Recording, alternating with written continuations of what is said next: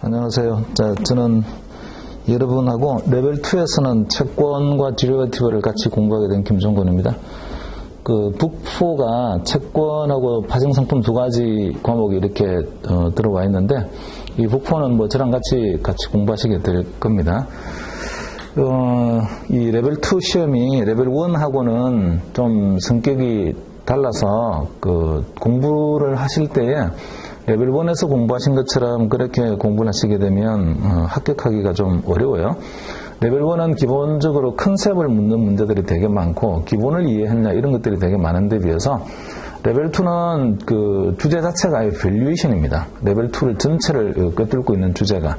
가치평가는 말로 할 수 있는 게 아니잖아요. 전부 다 손으로 계산기를 두드려야 되는 거라서 레벨 1은 그냥 듣고서 이해하고 그리고 약간의 계산기 조작법을 알고 이러면 끝날 수 있는 문제들도 레벨 2로 오게 되면 대단히 어렵게 계산을 끝까지 답을 내야 되는 그런 문제들이 많이 있어요.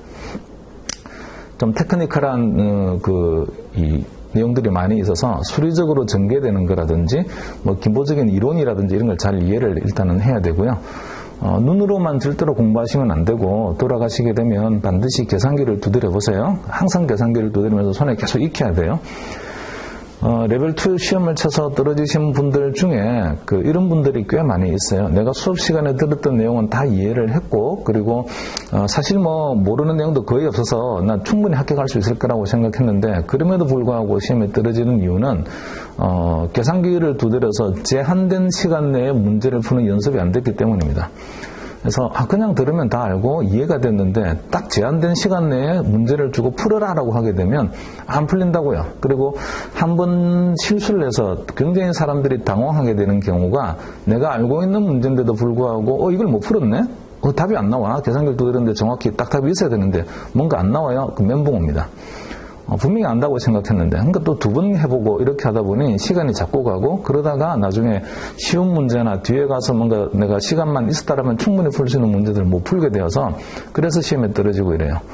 채권과 파생상품은 전통적으로 레벨 2 시험에서는 난이도 1, 2 위에 속하는 과목입니다. 그러니까 난이도가 제일 높아요. 둘 다.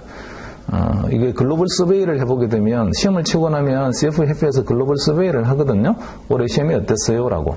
난이도가 어떤 과목이 어려웠어요? 라고. 그러면 항상 1위에 올라오는 레벨 2에서는 채권이 항상 1위에 올라오고 그 다음에 파생상품도요 거의 한 2, 3위 내에는 늘 이렇게 옵니다. 그래서 결코 쉽지 않은 과목이라서 혼자 좀 생각하는 시간이 많아야 되고요. 그리고 저도 여러분하고 같이 좀 쉽게 그냥 직관으로 이해할 수 있게끔 이렇게 계속 접근을 해보긴 할 텐데 결국은 그거를 이해하고 소화시켜서 문제를 풀어야 되는 거는 여러분의 몫이니까 돌아가셔서 꼭 연습들을 좀 많이 하시기 바랍니다. 그리고 한 번에 좀 이해가 안 되는 경우도 있어요. 이게 기본적인 백그라운드 지식을 많이 가지고 있으면 그러면 여기서도 뭔가 그 지식을 응용해오고 다른 과목에서도 지식을 응용해오고 그렇게 해서 묶어서 시너지를 내서 금방 이해가 되네 이렇게 될 텐데 이게 사람마다 편차가 있어서 나는 논리적으로 증명을 하거나 이런 거는 대단히 잘 하는데 그걸 수리적으로 뭔가 풀어보고 이런 것들은 잘 못해 라든지 나는 그냥 수학 중에서도 미분 이런 거는 잘 하는데 통계 이런 건 좀 어려워라든지 이런 분들 많이 있잖아요. 그래서 약간씩 좀 본인들이 강점이 다 다르다고요. 근데 지금 우리가 공부해야 되는 픽스드 인컴이나 디리버티브는 통계적 개념도 있고요. 그 다음에 수리적 개념도 있고, 그 다음에 되게 법률적 내용 비슷한 이야기도 있고, 이런 이야기들이 막 섞여져가 있어요. 그래서 여러 분야에서의 지식을 좀 모아서 그게 하나의 완성체를 만들어야 되는데, 사람마다 거기에 대한 편차들이 다 있다 보니까, 하나가 펑크가 나게 되면, 백그라운드 지식 하나 펑크가 나게 되면, 나머지를 많이 알고 있다고 하더라도 펑크 나는 거 하나가 목에 걸려서 이게 마치 뭔가 안 넘어가는 것처럼 이해가 안 되는 경우들이 있어요. 근데 그거를 붙잡고 계속 오랫동안 있게 되면 진 빠집니다. 그리고 자꾸 짜증만 나요. 이게 모르겠다고. 그럴 때는 좀 지나갑니다. 그냥 편하게. 지나가서 한 번 로테이션을 돌고요. 한 두 번쯤 다시 볼 때쯤 되게 되면 굉장히 자기도 모르게 많이 진도가 나가 있다는 걸 알게 됩니다. 왜냐면 계속해서 이야기를 들으면서 강의를 들으면서 세뇌하듯이 막 이야기를 듣다 보니 나중에는 그런 게 아주 당연한 것처럼 느껴지고 그 당연한 것처럼 느껴지는 게 또 바탕이 되어서 다른 거에 뭔가 좀 이해 안 됐던 부분을 풀 수 있는 실마리를 제공하기도 합니다. 그래서 잘 이해 안 되면 이해 안 될 수 있어요. 그러면 다음번을 기약을 하고 일단은 좀 넘어가고 그리고 그걸 또 앞뒤로 백앤 프로스 왔다 갔다 반복하고 이러다 보게 되면 그러면 길이 뚫리고 나중에 또 이해가 돼요.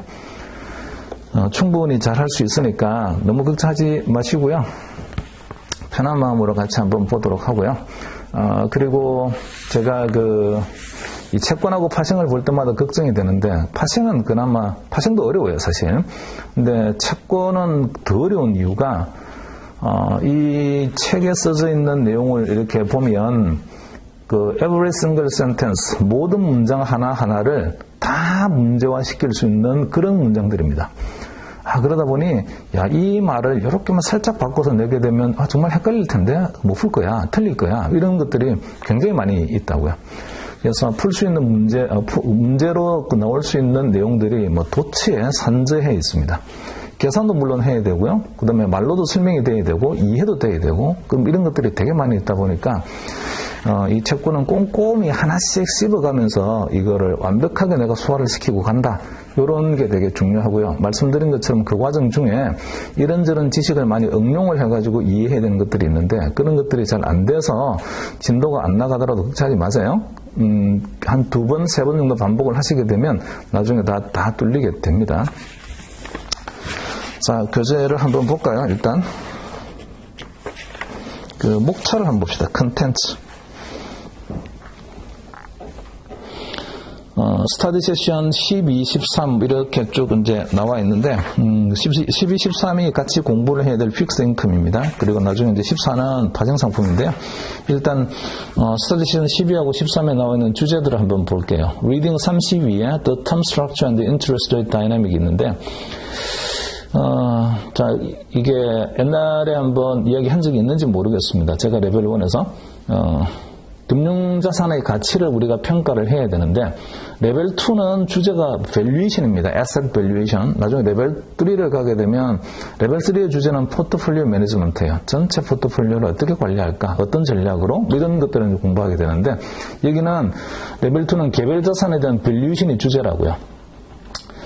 자, 우리 공부한 것 중에 한번 기억을 해보겠습니다. 금융자산의 가치 평가는 어떻게 평가를 합니까? 금융자산의 가치를 평가하는 방법. Discounted Cash Flow Method. 그러니까 미래에 발생하는 현금 흐름을 Back to the Present, 현재 가치로 평가합시다. 이런 거 하잖아요. 디스카운팅에서. 근데 그 현금 흐름의 종류가 있어요. 현금 흐름의 종류가 뭐가 있을까? 금융자산의 현금 흐름의 종류는 뭐가 있을까? 일단은 기억을 한번 하겠습니다. 금융자산의 현금 흐름은 딱 2개밖에 없어요. 이자나 배당, 이게 아니고 그런 게 아닙니다. 금융자산으로부터 발생하는 현금 흐름의 종류는 2개. 첫 번째는 expected cash flow가 있고 두 번째는 promised cash flow가 있습니다. 자, cash flow 앞에 붙는 말이 달라요. expected cash flow. 그 다음에 두 번째는요, promised cash flow. expected cash flow의 개념에 속하는 asset이 주식입니다. 주식의 현금 흐름 뭐가 오는 거죠? 배당 올 거야. 언제 와? 모르겠어요. 얼마 와? 모르겠어요. 다 모릅니다. expectation 해야죠. 주식은 expected cash flow를 다루는 거고 반면에 채권은요. 이자와 원금을 언제 주겠습니다라고 promise가 되어 있잖아요. 채권은 promised cash flow니까 현금 흐름 자체가 현금 흐름을 추정합시다 이럴 이유가 없습니다.